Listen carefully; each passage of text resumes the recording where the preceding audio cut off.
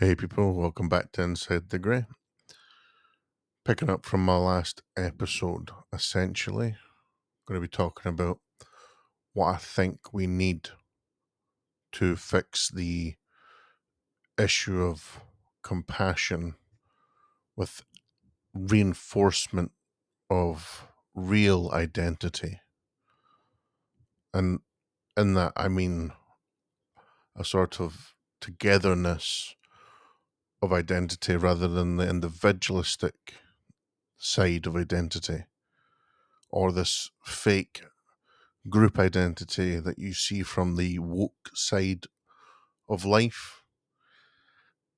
Real identity for me, and what would fix this problem we're having with integration, over compassion, letting problems fester because people don't want to offend anybody, is investing that time back into creating real communities. And that means finding people like yourself who value what the country is, and that's based on Christian values.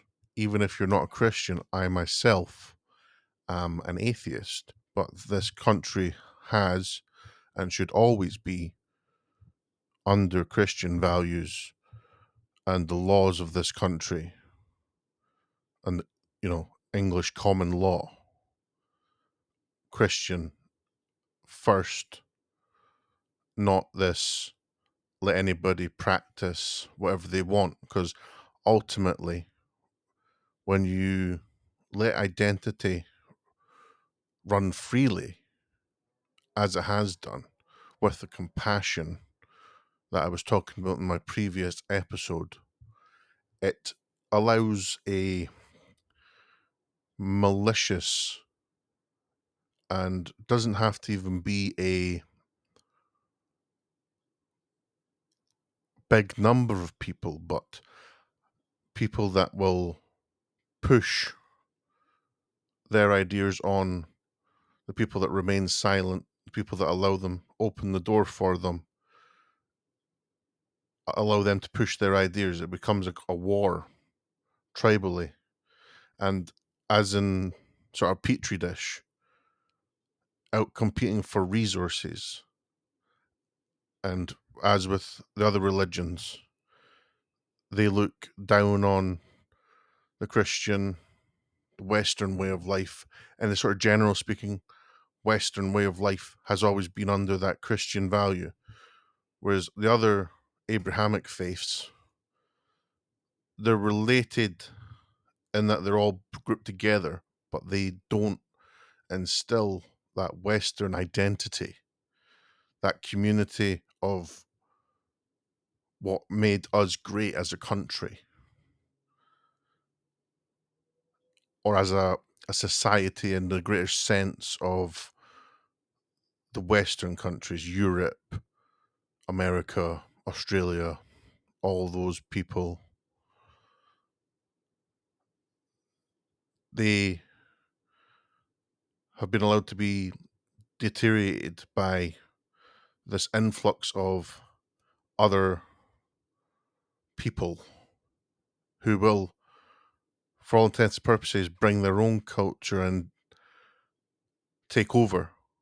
Because for the most part, people don't want to overstep their boundary here. We're very polite, very accepting of others, but we need to put down the barrier of our own identity and say that is just as important, if not more important, to maintain.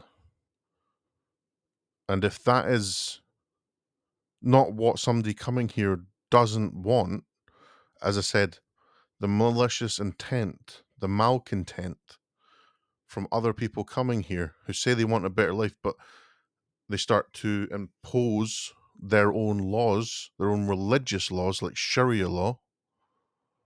It is not something that we want here. That's not a Western value. That is not our value to live under, because people don't want to have their way of life disrupted, taken away. You're not allowed to drink alcohol. If that's I don't even drink alcohol myself, but I want to protect people's right to drink it, to make it, such as, you know, bringing in like halal food. What's the point? Nobody wants to use that way of slaughter, and it's just a, a thing that shouldn't be here. If they want that, they should go and live where that is imposed. I wouldn't go to their part of the world and start to impose my Western values on them, because I don't want to live the way they live. I want to live how we live. And that's what's important, to live, have our parts of the world that we can live and be accepted in, and just, walk into, like we can walk into any other Western country, and we relatively can live the same life we want to live in peace. Whereas, like, if somebody is Muslim, they should be able to go to any other Muslim country and walk around and have a good time, live their way of life. If you're Jewish, go live your life in Israel, or you're Hindu, go live your life in Hindu countries, Sikh countries, whatever that is, go live that there. And just to circle back around to the identity there as well, to instill community in people, we need to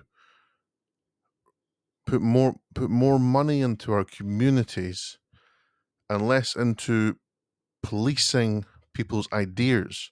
When people are not free to express their ideas, they sit silently, they think they're alone, mental health takes a tumble, and more problems fester.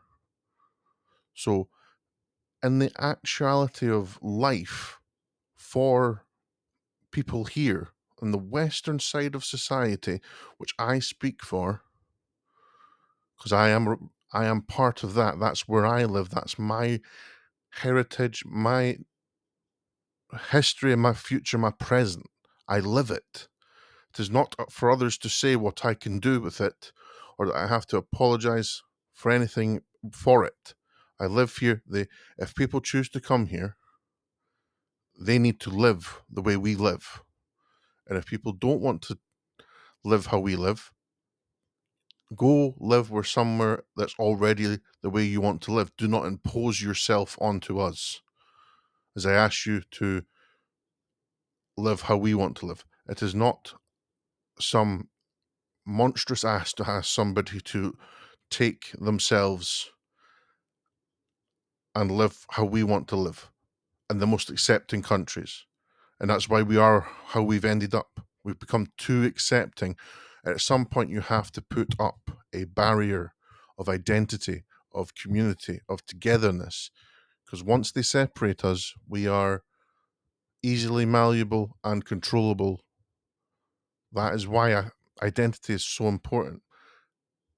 But again, I'll have to come back to my thinking on this and the actual solutions, because I don't think I got to the actual solutions. I'm just sort of airing again the problems that we're facing, and how do we actually create these cornerstones of society for people to go to and build up